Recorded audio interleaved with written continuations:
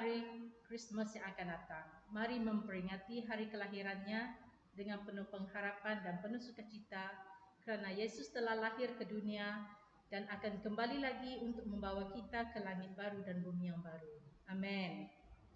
Mari kita bersama-sama mengucapkan doa Bapa dan pengakuan iman Rasul.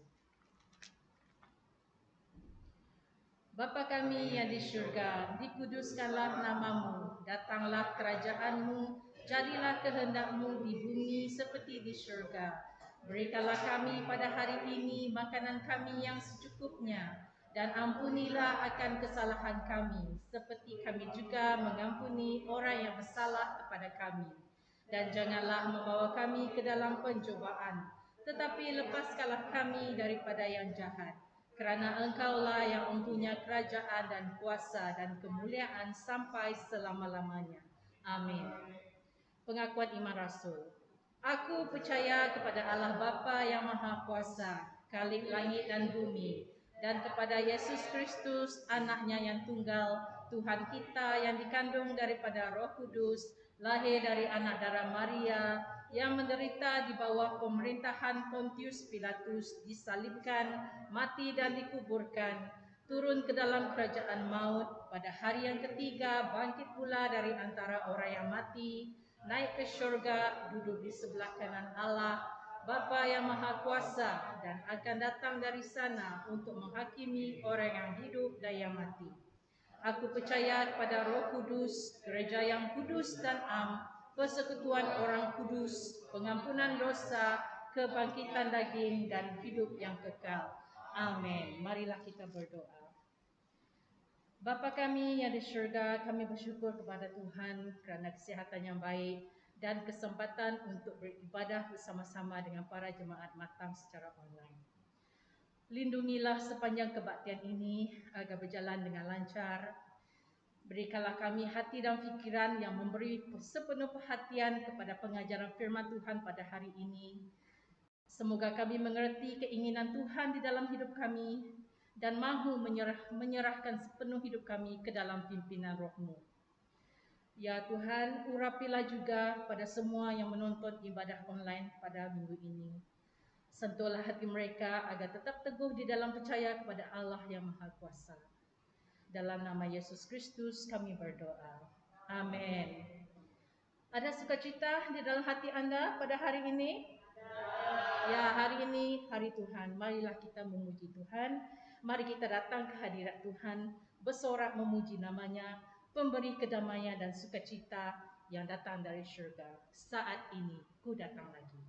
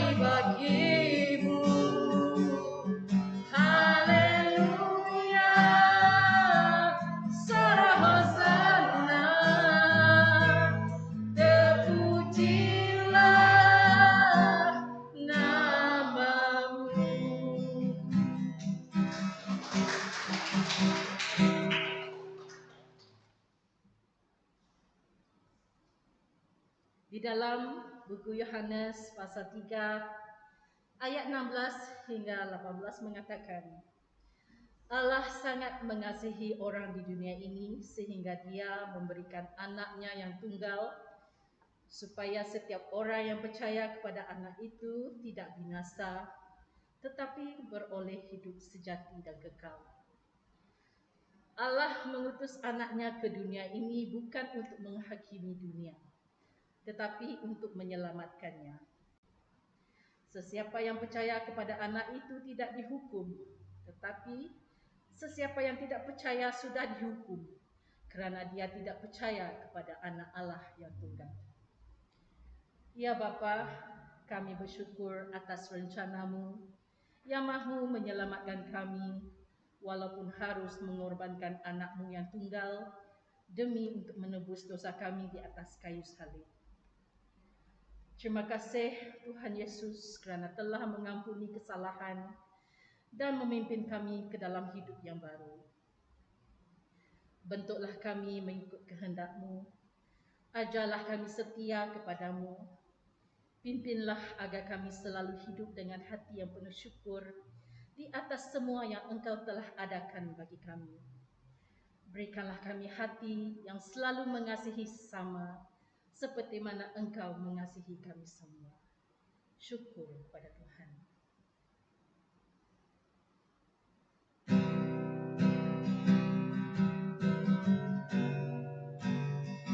Mari kita mempersiapkan hati kita, mengucapkan syukur kepada Tuhan.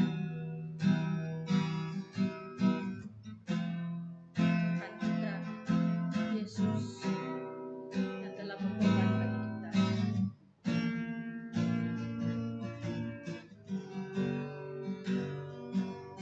Syukur pada yang suci, syukur segenap hati. Allah telah memberi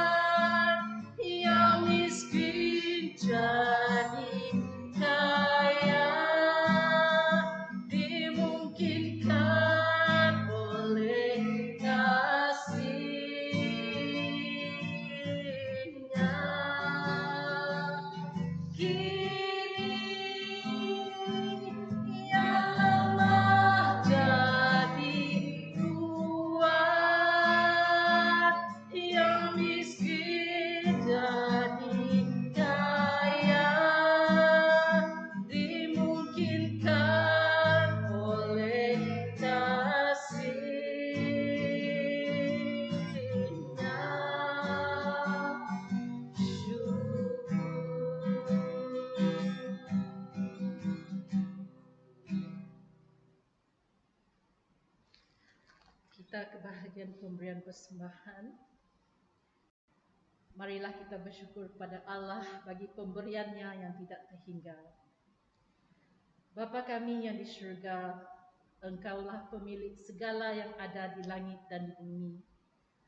Kami bersyukur kepada Tuhan yang Maha Kuasa memberkati kami sehingga mempunyai apa yang kami perlukan. Kami tahu Allah bertujuan memberkati agar kami sentiasa dapat berkongsi dengan mereka yang memerlukan, agar mereka juga dapat merasakan kasih-Mu melalui pemberian ini. Pimpinlah kami agar tidak jemu melakukan perbuatan-perbuatan yang baik demi untuk memuliakan nama-Mu dan bukannya bertujuan untuk memegahkan diri atau bersikap sombong. Tetapi di atas ketaatan dan kasih kepadamu dan kasih terhadap sesama saudara-saudari seiman. Dengan sukacita dan dalam kerendahan hati kami merasa terharu kerana diberikan kesempatan untuk menjadi bejana Tuhan bagi menguruskan berkat yang sesuai dengan keinginan-Mu. Terima kasih Tuhan di atas kebaikan-Mu di sepanjang hidup kami. Di dalam nama Yesus Kristus kami berdoa. Amin. Mari kita mempersembahkan lagu Bapa, Engkau sungguh baik.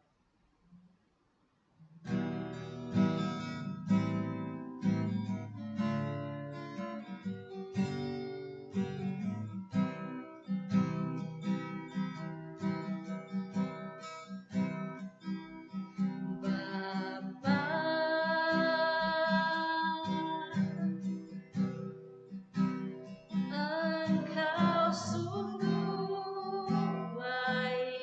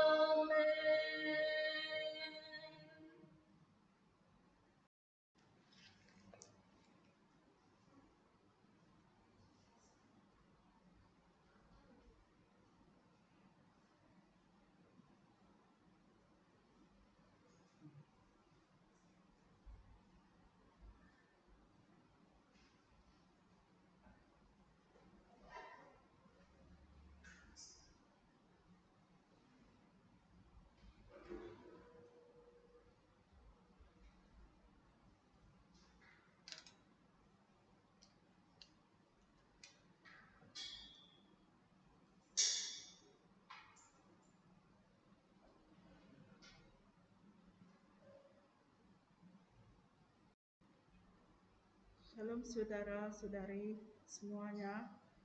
Marilah kita mempersiapkan hati untuk mendengar firman Tuhan. Sebelum itu, marilah kita berdoa. Terima kasih Bapa, Engkau mengasihi kami jauh sebelum kami mengenalmu.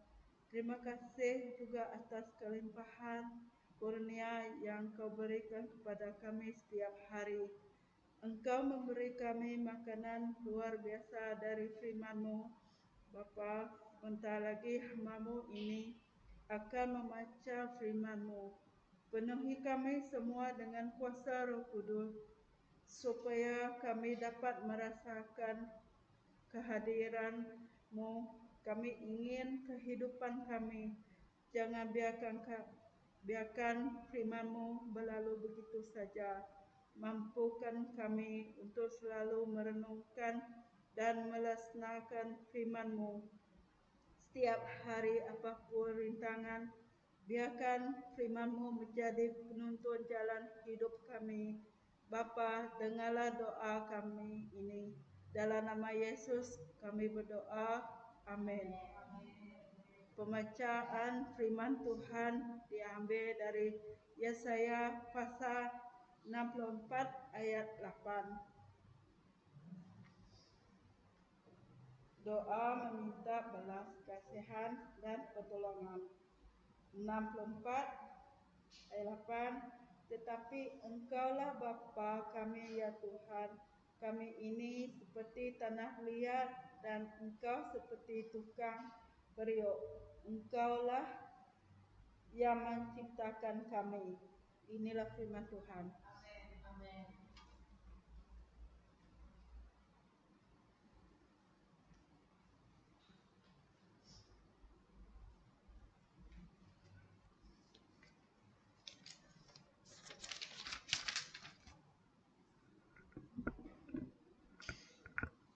Shalom. Mari kita berdoa. Oh Tuhan Bapa, bukalah hati kami, bukalah jiwa kami. Semoga Roh Kudus datang menolong kami mengerti firman Engkau dan berilah bangkitlah kami untuk mengikuti firman Engkau. Dalam nama Yesus Kristus kami berdoa. Amin. Waktu saya di sekolah menengah, ada sekali lagi kita diminta untuk membuat satu projek.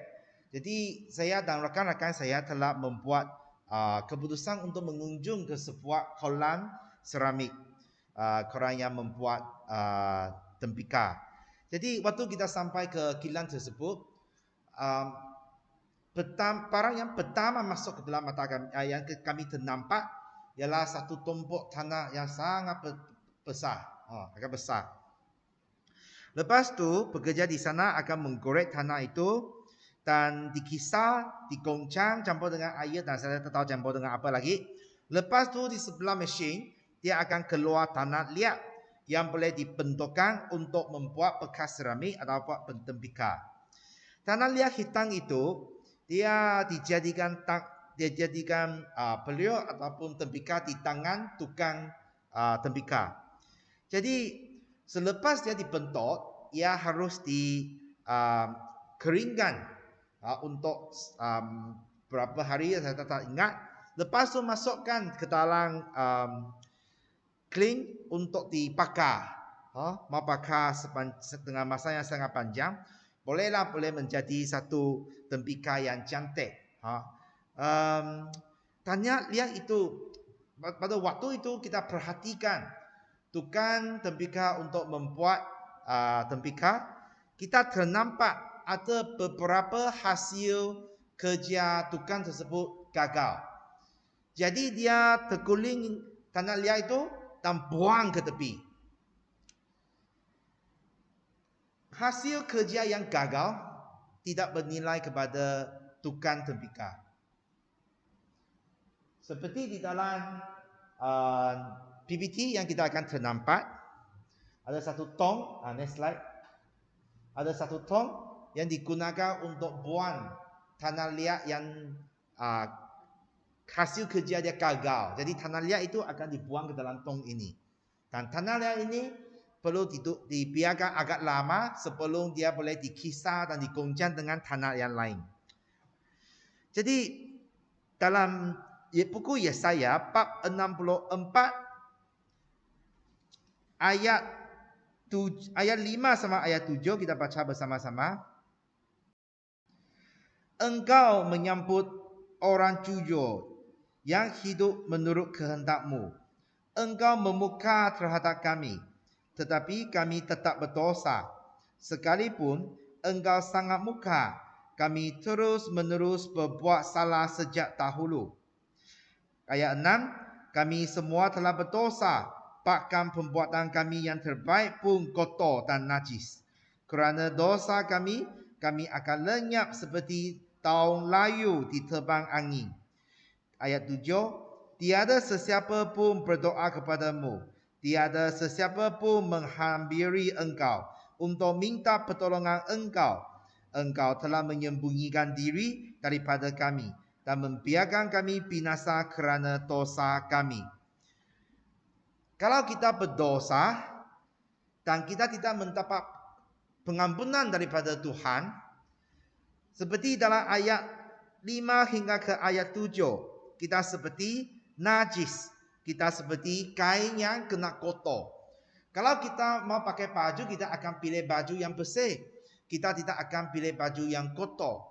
Baju yang kotor itu dibuang ke dalam paku untuk dicuci. Kita tidak akan pakai dia lagi. Begitu juga, kalau kita berdosa, kita tidak mendapat pengampunan daripada Tuhan. Dalam ayat 7 yang menggambarkan kita seperti daun yang kering. Daun yang masih hijau di atas pokok, dia boleh menjalankan fotosintesis. Dia membawa makanan, dia membawa kebaikan kepada pokok, pertumbuhan pokok. Tetapi daun yang layu, dia tak ada nilai. Dia kalau diambil untuk dibakar, dia pun tidak dapat membawa kepanasan. Sekali mata saja, daun yang layu itu akan habis dibakar. Jadi kalau kita berdosa tanpa pengampunan Tuhan, kita tiada nilai. Seperti tembikar yang gagal dibentuk di tangan tukang tembikar, dia tiada nilai. Dia akan dibuang ke tepi. Tetapi di dalam buku Yesaya bab 64 ayat 8, dia sebut sebegini. Ayat 8, tetapi engkaulah bapa kami ya Tuhan. Ia menyebut Tuhan masih bapa mereka. Kalau di rumah, anak-anak kecil di rumah mungkin nakal, selalu membuat kerja yang buat ibu bapa marah, nakal, rosakkan barang. Tetapi sekali-kali bapa akan mengampunkan dia. Mengapa? Kerana bapa sayang kasih akan anak dia. Jadi dalam ayat 8, Nabi Yesaya menyuruh, tetapi engkaulah bapa kami ya Tuhan. Inilah perasaan Tuhan. Bapa syurgawi kami mengasihi kami dan dia tidak ingin memusnahkan kita seperti di tangan tukang tembikar, hasil itu rosak, dibuang ke tepi. Tuhan tak nak buat demikian. Tuhan mau sekali lagi membentukkan kami. Walaupun kita lemah dan mengingkungkan perasaan Tuhan, Tuhan tetap masih menjadi Tuhan bapa kami. Apa itu upah yang dibawa daripada dosa? Dalam Roma bab 6 ayat 23 memberitahukan kami, upah dosa adalah maut, kematian. Dosa membawa kita ke dalam maut, ke neraka. Di sana ada api-api yang tidak akan terpadam. Jadi Tuhan tidak ingin kita dibuang ke dalam neraka untuk menghadapi hukuman api yang kekal. Jadi dalam Yeremia bab 18 ayat keempat, Nabi Yeremia menceritakan perasaan Tuhan kepada kami. Yeremia 18 ayat 4. Apabila periuk yang sedang dibuatnya itu kurang sempurna, dia membentuknya semula sehingga menjadi periuk lain yang sesuai dengan kehendaknya. Inilah perasaan Tuhan, di mana kita seperti tanah liat di Tuhan. Kalau kita berdosa, kita gagal menjadi bekas ataupun tembikar yang diingin oleh Tuhan. Tuhan akan memberi peluang kepada kita, di mana dia akan membentuk lagi menjadi tembikar ataupun periuk yang dikehendakinya. Jadi soalan di sini ialah, sama ada kita sebagai tanah liat, kita sudi dibentukkan oleh Tuhan, ataupun sekali-kali kita berdosa dan menyinggung perasaan Tuhan. Sekali-kali kita enggan dibentuk oleh Tuhan. Kita tidak ingin mematuhi kepada Tuhan. Tukang tembikar mau membentukkan. Tetapi jikalau tanah liat itu enggan mengikuti hati tukang tembikar, semua akan menjadi sia-sia sahaja. Bangunlah. Bangunlah. Kita masih hidup bukan kerana betapa baik kita, tetapi kerana Tuhan Bapa mempunyai belas kasihan untuk memberikan peluang kepada kami semua. Bukan kerana kita baik sampai kita mempunyai menikmati peluang, tetapi peluang ini diberi kerana kasih Tuhan. Pada tempoh event ini, kami menunggu-nunggu kedatangan hari Natal, Christmas. Pada 4 minggu ini adalah minggu pertama. Marilah kita tiap-tiap hari datang ke hadapan Tuhan. Kita membaca kepada bahan renungan yang dihantar oleh saya dari gereja. Kita bermeditasi, kita berdoa, dan kita mengaku kesalahan dan dosa kami. Dan kami patuh kepada kehendak Tuhan. Tuhan beri peluang kepada kita. Kami mesti menghayati peluang yang diberi. Kami adalah tanah liat dan Tuhan adalah tukang tembikar. Di tangan Tuhan Bapa, kita mesti mematuhi kepada Dia dan kita mesti percaya kepada Tuhan akan membawa kebaikan kepada kita. Mari kita baca kepada buku Yesaya 64 ayat 8b. Kami ini seperti tanah liat dan engkau seperti tukang periuk. Engkaulah yang menciptakan kami. Kamilah di tangan Tuhan. Jadi kamilah hasil kerja Tuhan. Kita mesti dekati kepada Tuhan dan mematuhi kepada Tuhan. Dan sudi dibentuk oleh Tuhan. Proses ini bukan satu proses yang senang. Bukan satu proses yang membawa keseronokan kepada kita ataupun kesenangan hati kepada kita. Kerana satu tanah liat, waktu dia dibentuk di tangan tukang tembikar, semakin cantik, semakin mulia bekas tersebut, semakin banyak proses dia perlu melalui. Tukang tembikar mungkin mengukir di atas. Tukang tembikar mungkin mewarna di atas. Dan dia perlu dibiar di tepi untuk berapa hari sebelum dia boleh dimasukkan ke dalam kiln ataupun tempat membakar tembikar. Dan di dalam tempat membakar tembikar itu, dia ditambah suhu sampai beratus degree. Sangat panas. Dan selepas api itu dipadam, dia perlu kekal di dalam kiln tersebut untuk waktu yang sangat panjang sebelum ia boleh dikeluarkan.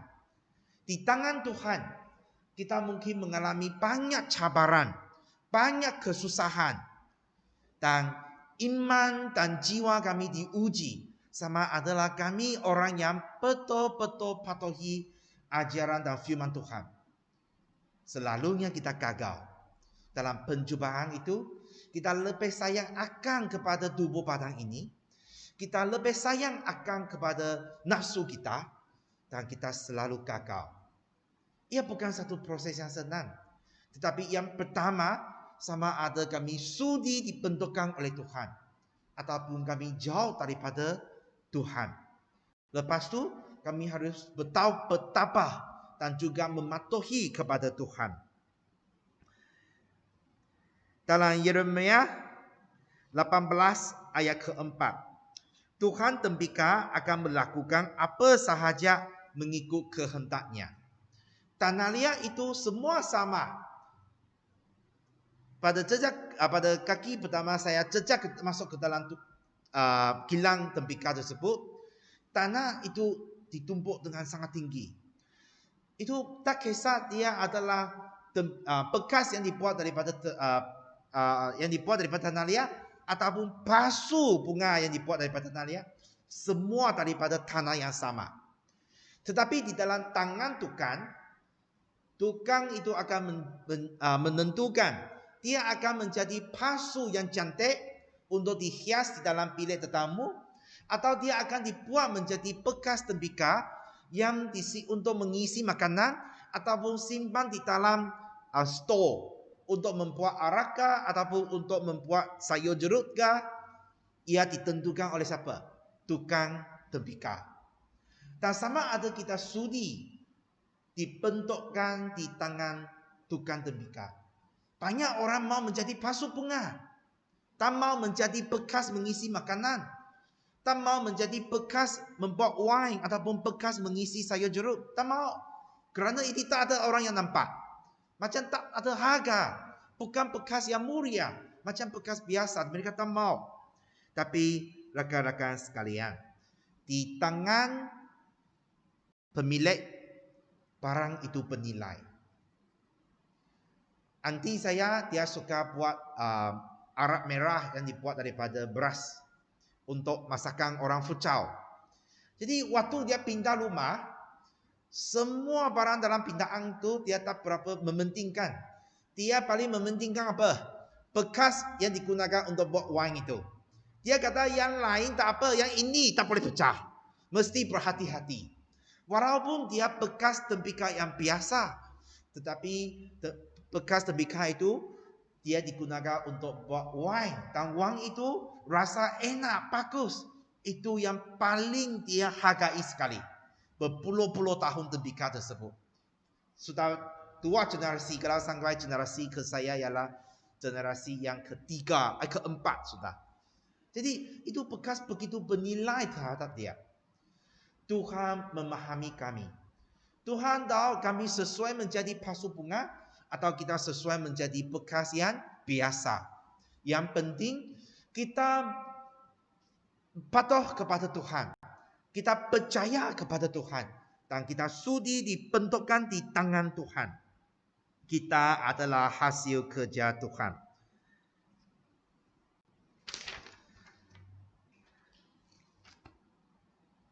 Selalu Tuhan, pimpinan Tuhan tidak akan mengikut kehendak kita. Tetapi sama ada kita percaya dan sudi mematuhi kepada Tuhan. Pada waktu saya tamat tingkatan 6, saya telah membuat permohonan untuk masuk ke universiti. 5 pilihan diberi. Pilihan yang pertama, 3 yang pertama, saya memilih Unimas. Saya berdoa sama dengan teman wanita saya, sekarang jadi isteri saya lah. Kita berdoa tiap-tiap hari dengan sangat tekun keras. Kita mau masuk ke Unimas. Mengapa? Supaya dia dekat dengan rumah kami, Sibu. Tak perlu pergi jauh-jauh. Pada waktu itu belum ada Air Asia Everyone Can Fly lagi. Kita susah-susah kita mau balik pada musim tahun baru Cina. Sangat susah. Dan tanpa penerbangan sangat mahal. Jadi saya harap tak payahlah saya pergi jauh-jauh. Dekat sekali lah paling bagus. Tetapi Tuhan telah menempatkan saya di Sabah. Universiti Malaysia Sabah. Pada saat pertama saya ketahui keputusan, saya sangat sedih. Saya rasa mengapa bukan Unimas. bukan mengikut hati dan hasrat saya. Akan tetapi saya percaya kepada Tuhan ada rencana Dia yang khas. Dan saya mematuhi dan mengikut kepada bimbingan Tuhan. Kerana doa kedua telah ditunaikan oleh Tuhan. Iaitu saya sama teman wanita saya boleh masuk ke universiti yang sama. Dan apabila saya mematuhi kepada Tuhan dan saya percayai kepada bimbingan Tuhan, saya mengikut kepada bimbingan Tuhan, Tuhan telah menjalankan kerja yang ajaib dalam kehidupan universiti saya. Saya banyak mengalami Tuhan, khasnya di gereja. Pada tahun pertama apabila saya sampai ke gereja di KK Sabah, kita hanya segelintir orang, dekat 10-20 orang di dalam persekutuan muda-mudi. Tetapi pada semester kedua tahun pertama, kita telah dipisahkan untuk menjadi persekutuan mahasiswa, khas untuk mahasiswa dan mahasiswi, untuk pelajar universiti. Dan pada tahun kedua, kita telah menubuhkan satu pusat penginjiran berdekatan dengan universiti kami. Dan orang telah sekali lebih bertambah. Daripada 20 orang menjadi 70 lebih orang, dekat 100. Dan pada tahun ketiga apabila sebelum saya graduate, kita telah membeli satu kedai rumah 2 tingkat atas. Tingkat bawah paling mahal kita tidak beli, kita beli di atas. Dan kita telah membayar semua kos dia, termasuk kos renovasi kita telah bayar. Dan kita telah menjadi daripada pusat penginjiran menjadi ke gereja. 3 tahun kita mengalami satu proses yang ada banyak gereja mungkin mengambil 10 tahun ataupun 20 tahun. Kita daripada segelintir orang, 10 lebih orang dah sampai 20, dan kita menjadi dekat 200 orang dalam waktu 3 tahun. Dan dalam pelajaran saya, Tuhan juga membimbing saya mengalami dia. Dia pernah simpan saya di tempat yang tinggi, dia juga pernah simpan saya di tempat yang rendah. Dan tak kisah di tempat yang tinggi ataupun tempat yang rendah, saya telah mempelajari macam mana mengikuti Tuhan dan menjadi mengikuti hati Tuhan. Tuhan banyak memberkatikan saya. Saudara-saudari sekalian, adakah kita sudi dibentukkan oleh Tuhan? Kalau kita menyerahkan kami diri sendiri kepada Tuhan, mungkin kita tentu akan mengalami cabaran dan kesusahan. Tetapi Tuhan sentiasa di sisi kami. Tuhan sentiasa di belakang kami. Dia tidak akan meninggalkan kami. Dalam keadaan bahaya, dia akan memegang tangan kami dan melalui bahaya tersebut, cabaran tersebut. Kita mestilah memperbaharuikan kita diri sendiri dan taat kepada Tuhan. Tuhan akan lakukan apa yang diingini oleh Dia di dalam kehidupan kita. Waktu saya melayani Tuhan, saya juga banyak kali mengalami Tuhan. Di mana Tuhan mau membentukkan saya. Tuhan mau saya mengikuti rencana Dia, bukan mengikuti hati saya. Pada gereja sebelum saya datang ke Matam Methodist, saya melayani di gereja pusat Methodist Samarahan. Sana adalah satu pusat penginjiran khas untuk pemuda-pemudi universiti. Di sana ada lebih kurang 150 lebih orang jemaah adalah mahasiswa dan mahasiswi. 5 tahun saya melayani di sana. Pada tahun ini saya datang ke gereja Matam Methodist. Dalam 5 tahun saya melayani di sana, sekarang ada 2 orang murid saya yang graduate. Mereka sekolah di Sekolah Teologi Methodist. Mereka akan menjadi hamba Tuhan tidak lama lagi. Dan ada 4 orang, mereka mendedikasikan diri sendiri untuk menjadi missionaries. Mereka belum graduate lagi. Dan ada 5 orang lagi, mereka sekarang melayani di seluruh Malaysia, di gereja ataupun organisasi gereja. Ada yang membantu membuat pemulihan, ada yang membuat penginjiran, ada yang membuat BB officer, ada yang menjadi pembantu kepada pastor, ada yang menjadi counselor untuk mengkaunselingkan mereka yang perlu, adalah yang di organisasi internasional untuk mendorong pendataan tanpa izin yang sengsara di Malaysia. Rakan-rakan sekalian, saya amat bersyukur kepada Tuhan kerana waktu saya sudi mengikuti rencana Tuhan, Tuhan telah membentukkan saya dan saya telah menjadi alat yang digunakan oleh Tuhan. Tuhan memakai saya. Oh, saudara-saudari sekalian, dalam kehidupan kamu, Tuhan tentu ada rencana Dia. Sudikah kamu mengikuti hasrat Tuhan? Sudikah kamu dibentukkan oleh Tuhan? Pada petang ini, saya mau menjemput kamu berdiam di hadapan Tuhan. Kita impas kembali. Mari kita tutup mata dan kita berdiam di hadapan Tuhan. Kita ada saat renungan, kita impas kembali pada waktu yang lepas. Pernahkah Tuhan memanggil kamu? Adakah Tuhan pernah ada rencana, ada rancangan untuk kamu? Dan apa balasan daripada kamu? Apa yang engkau membalas kepada Tuhan? Jikalau kamu mematuhi kepada rencana Tuhan, kami rasa cukup bersyukur. Jikalau kamu tidak mematuhi kepada rencana Tuhan, marilah kita bertaubat dan menyesal pada saat ini.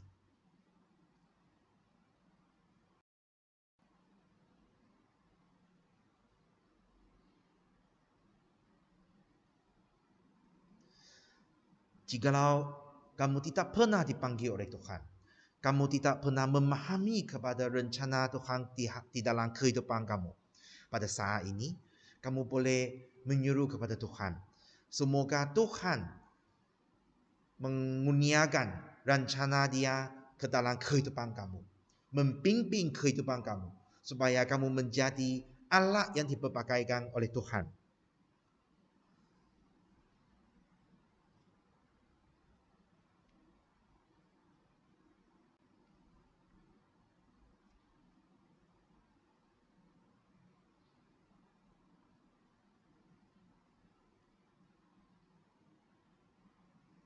Mari kita berdoa. Oh Tuhan Bapa, lakukan apa yang kamu anggap baik. Saya sudi dibentukkan oleh Engkau. Dalam nama Yesus Kristus kami berdoa. Amin. Jadi pada petang ini melalui Yesaya 64 ayat 8 kita mempelajari dua perkara yang sangat penting. Mari, next. Mari kita baca bersama-sama. Bapa syurgawi mengasihi kita dan tidak memusnahkan kita. Bapa syurgawi mempunyai kehendak. Kita mesti patuh sehingga akhirnya. Amen.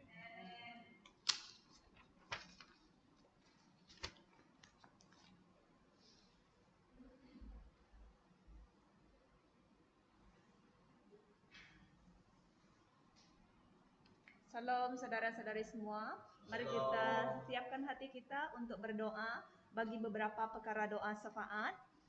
Yang pertama kita berdoa untuk mereka yang melayani Tuhan di seluruh dunia. Perkara yang kedua kita berdoa untuk negara kita Malaysia dari segi ekonomi dan kita berdoa juga untuk pemimpin negara kita. Perkara yang ketiga kita berdoa agar pada keadaan ini umat Kristian tetap mencari Tuhan dan terus percaya akan janjinya yang menyediakan semua keperluan hidup seperti apa yang dikatakan dalam 2 Korintus pasal 13 ayat 9, Tuhan kuat ketika kita lemah. Jadi perkara yang keempat ialah kita berdoa untuk orang yang sakit.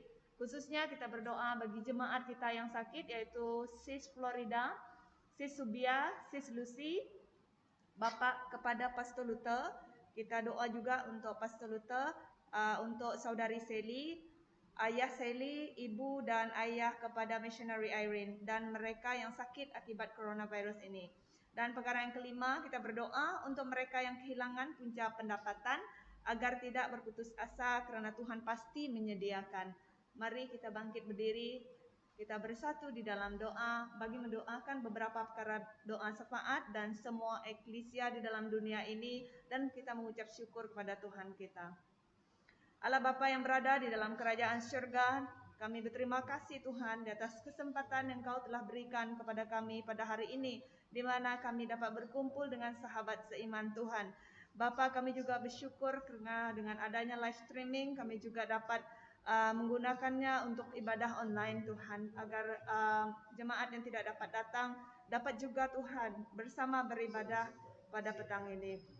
Bapa yang berada dalam kerajaan syurga, kami berterima kasih atas firman yang Engkau telah berikan kepada kami Tuhan pada hari ini yang disampaikan oleh hamba-Mu Reverend Jackie Lau, agar firman Tuhan itu tetap menjadi pedoman di dalam kehidupan kami setiap hari.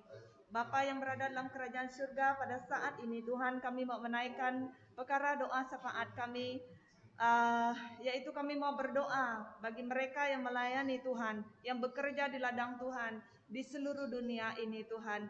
Kami menyerahkan mereka semua ini ke dalam pimpinan tangan Tuhan. Beri hikmat dan kebijaksanaan kepada mereka untuk melakukan setiap pekerjaan yang Tuhan telah perintahkan kepada mereka, agar mereka memakai hikmat dan kebijaksanaan itu seturut dengan perintah dan kehendak Engkau ya Bapa. Dan berkati mereka dalam kesehatan, beri mereka kekuatan Tuhan untuk terus dapat melayani Engkau di muka bumi ini. Bapa yang berada dalam kerajaan surga, biarlah mereka dipakai Tuhan untuk memperluaskan kerajaan Tuhan di muka bumi ini. Ya Bapa, kami juga mau berdoa Tuhan untuk negara kami Malaysia. Kami berdoa untuk pemimpin negara kami agar Tuhan memberi hikmat dan kebijaksanaan kepada pemimpin kami Tuhan, agar negara kami ini menjadi negara yang menyembah kepada Tuhan, menjadi orang yang percaya Tuhan kepada Engkau. Kami juga mau berdoa Tuhan untuk ekonomi negara kami yang memiliki masalah Tuhan oleh kerana pandemik COVID-19 ini. Kami berdoa agar Tuhan, kuasa Tuhan bekerja bagi negara kami, dan biarlah semua umat Tuhan bangkit dan mengerti segala apa yang Tuhan ingin kami lakukan. Biarlah kami bertobat sungguh-sungguh Tuhan sebelum menjelang kedatangan Engkau. Bapa di surga, kami juga mau berdoa Tuhan agar kerana dalam keadaan ini umat Engkau Tuhan dapat mencari Engkau dan terus percaya akan janji yang telah Engkau berikan, yang telah Engkau sediakan kepada kami, seperti mana yang Kau katakan dalam 2 Korintus pasal 13 ayat 9. Tuhan kuat ketika kami lemah. Kami percaya Tuhan, di saat kami lemah, Engkau pasti ada bersama dengan kami. Dan kami percaya juga Tuhan, Engkau sentiasa mendampingi kami. Engkau sentiasa ada bersama kami di saat kami merasa kami memiliki beban yang berat, merasa kami tidak mampu Tuhan. Engkau ada berserta dengan kami. Dan oleh kerana Engkau Tuhan, kami dapat mampu sehingga hari ini kami dapat kuat Tuhan di dalam kehidupan kami. Bapa, kami juga mau berdoa bagi mereka yang sakit Tuhan dimanapun berada, khususnya bagi jemaat kami Tuhan, yaitu Sis Florida, Sis Subia, Sis Lucy. Bapa, kepada Pastor Luther Tuhan, Shelly, Ayah Shelly, Ibu dan Ayah Missionary Irene, dan mereka yang sakit akibat coronavirus ini. Kami serahkan mereka semua ini ke dalam tangan Engkau yang Maha Kuasa. Beri mereka kekuatan di saat mereka mengalami kesakitan Tuhan. Kami percaya juga jika Engkau izinkan mereka sembuh, pasti juga mereka akan disembuhkan Tuhan. Dan kami juga mau berdoa Tuhan agar Tuhan memberkati setiap ubat yang mereka makan, dan berilah mereka kebijaksanaan, hikmat juga Tuhan untuk mereka menjaga tubuh badan mereka. Bapa, kami juga berdoa bagi mereka yang menjaga mereka Tuhan, agar mereka diberi kasih sayang untuk menjaga mereka. Ya Bapa, kami juga mau berdoa untuk mereka yang kehilangan punca pendapatan agar mereka tidak berputus asa karena Tuhan pasti menyediakan segalanya. Bapa, kami berserah dan bersandar kepada Engkau dalam kehidupan kami. Jadikan kami umat Tuhan yang sentiasa patuh kepada perintah Tuhan, yang sentiasa mengerti segala kehendak Tuhan di dalam kehidupan kami. Pimpin kami dari awal hingga akhirnya Tuhan hidup kami. Terima kasih Bapa, inilah doa kami. Dalam nama Tuhan Yesus kami berdoa dan mengucap syukur. Amin.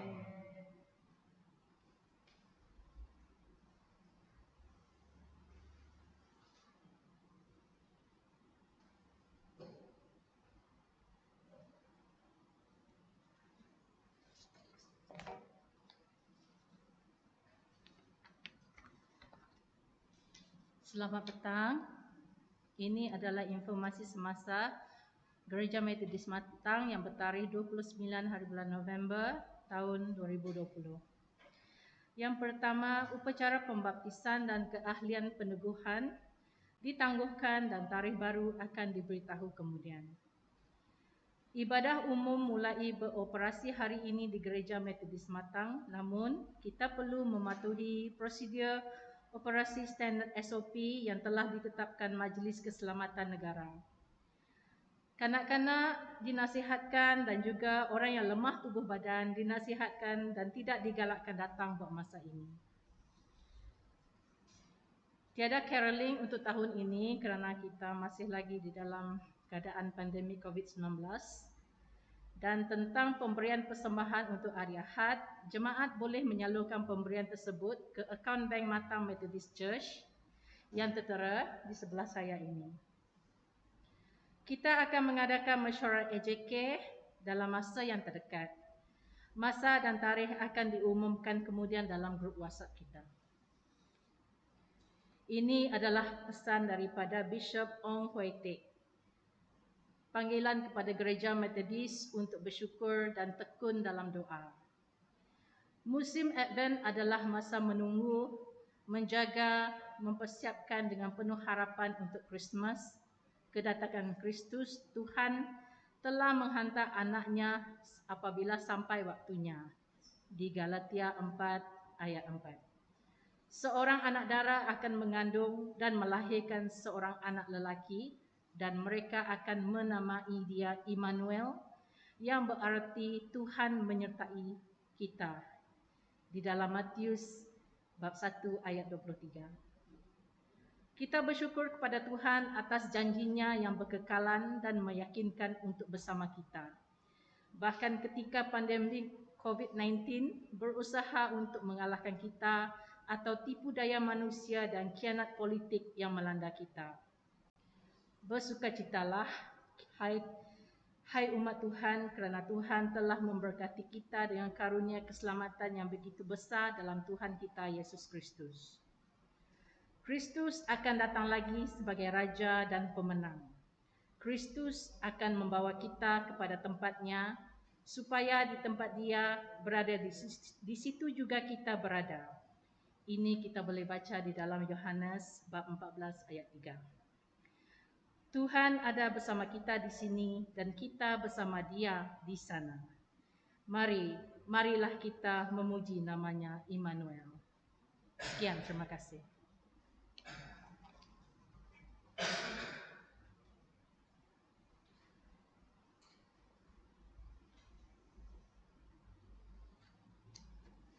Mari kita bangkit berdiri dan menerima pemberkatan daripada Tuhan.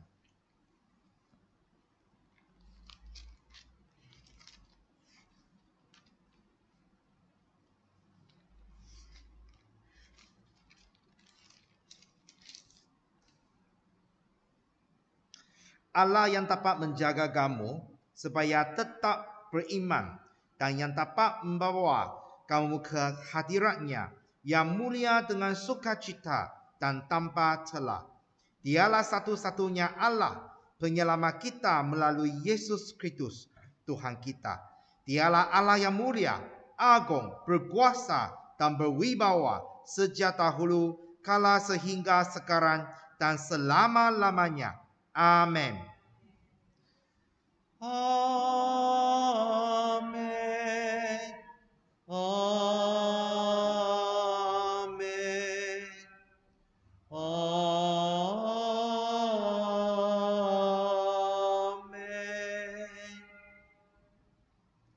Dipersilakan duduk, doa teduh.